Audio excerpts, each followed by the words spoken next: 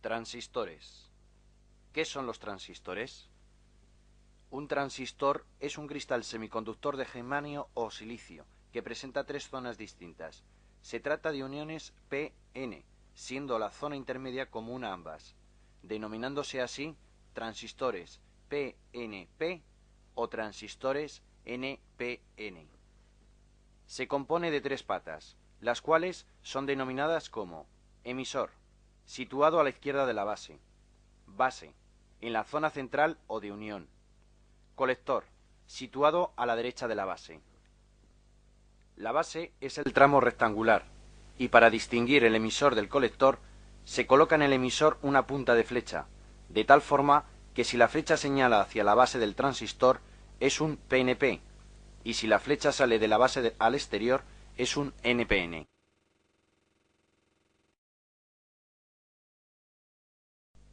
Polarización de un transistor.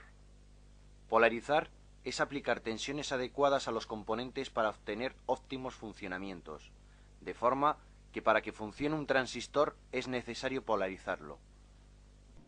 Funciona normalmente. Emisor-base está polarizada directamente y la unión colector-base está polarizada inversamente, independientemente del tipo de transistor que sea.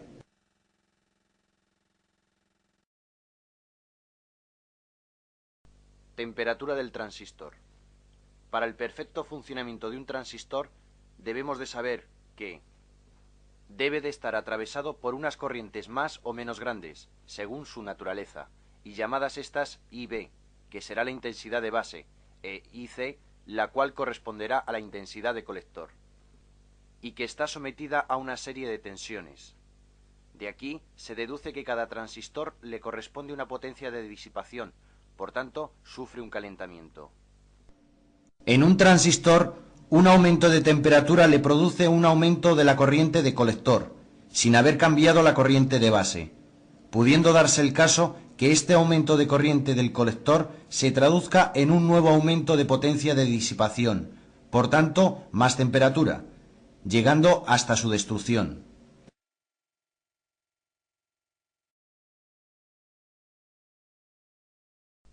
Zonas de funcionamiento. Dependiendo del potencial a que están sometidas los terminales del transistor, se pueden determinar tres zonas de funcionamiento. Zona de saturación.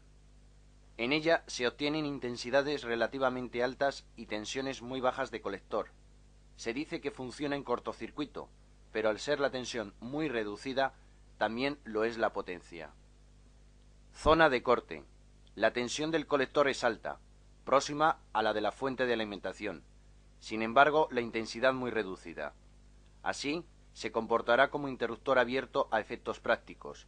Aquí la potencia disipada será también muy pequeña.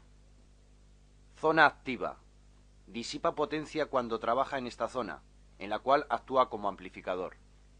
Advertencias. Si cortocircuitamos los terminales de base y colector, o la fuente de alimentación con la base, se inutilizará el transistor, y si provocamos el cortocircuito entre la fuente y el colector, se altera permanentemente las características del transistor. Efecto transistor. Consiste en aumentar la corriente inversa o corriente de fuga del diodo colector base, o inyectar electrones adicionales. Es decir, parte de los electrones salidas del emisor quedan en la base y otros continúan al colector, cumpliéndose que la intensidad del emisor será igual a la suma de la intensidad de base más la del colector.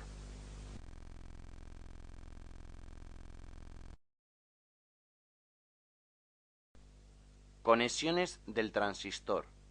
Las formas que podemos conectar los transistores en los circuitos son las siguientes. Pero antes de ello, definiremos común, al terminal que es el común para los terminales de entrada y salida del transistor. Generalmente se conecta a masa y se toma como punto de referencia para las mediciones. Base común. El dispositivo no amplifica en corriente, pero sí en tensión y en potencia. Para obtener amplificación de tensión ante variaciones en la entrada, es necesario intercalar una resistencia de carga poniéndola de un valor despreciable frente a la resistencia de salida del colector, ofreciéndonos también la posibilidad de amplificar en potencia. Denominaremos ganancia al coeficiente alfa de amplificación de corriente, que para este montaje es el cociente entre la intensidad de colector y la de emisor, y será siempre menor de 1. Emisor común. En este caso sí tenemos amplificación de corriente, siendo el coeficiente de ganancia beta el cociente entre la intensidad de colector y la de base. Colector común. A este montaje se le suele llamar seguidor de emisor o buffer. No amplifica en tensión, pero sí en corriente y muy elevada. De todas formas, no se suele montar como amplificador. La ganancia tan apenas se da en las características del fabricante, ya que a menudo solamente nos ofrece el parámetro alfa o beta, y dependiendo del montaje que realicemos, necesitaremos uno u otro. Por tanto, veamos la relación que existe entre ellos, la cual será que alfa es igual a beta dividida por beta más 1.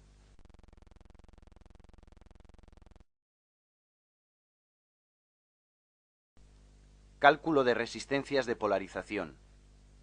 Si un transistor tiene que trabajar en el límite máximo de sus condiciones de disipación, se produce el fenómeno de avalancha, provocando la autodestrucción.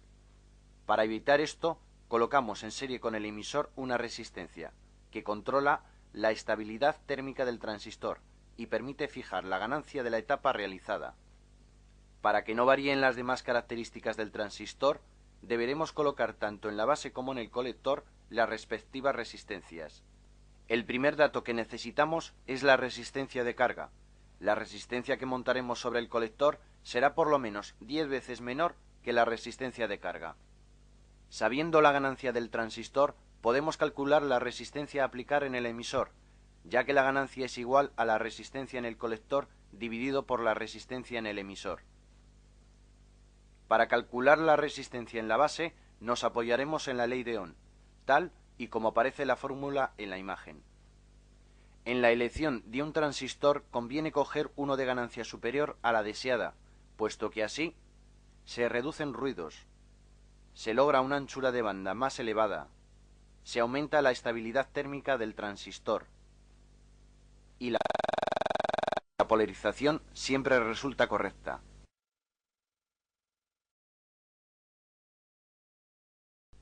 Transistores en conmutación. Un transistor también puede trabajar sin pretender amplificar unas variaciones de señal determinadas, sino simplemente comportarse como un interruptor de corriente. Se dice entonces que trabaja en conmutación. Si las dos uniones del transistor se hallan correctamente polarizadas, la resistencia interna entre emisor y colector es muy pequeña.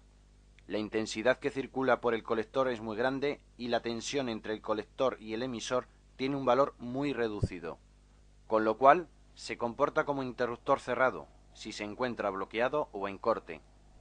En estas condiciones la unión base-emisor no polariza correctamente, luego no circula corriente por la base, siendo la intensidad de colector muy pequeña por ser muy grande la resistencia interna de la unión de colector.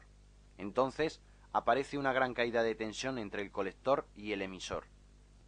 En resumen, se pueden dar dos casos con las siguientes características: bloqueo, resistencia máxima, intensidad de colector mínima, tensión emisor-colector máxima y función de interruptor abierto. Saturación, resistencia mínima, intensidad de colector máxima, tensión emisor-colector mínima y función de interruptor cerrado. Esta última propiedad aparece cuando colocamos el montaje de colector común.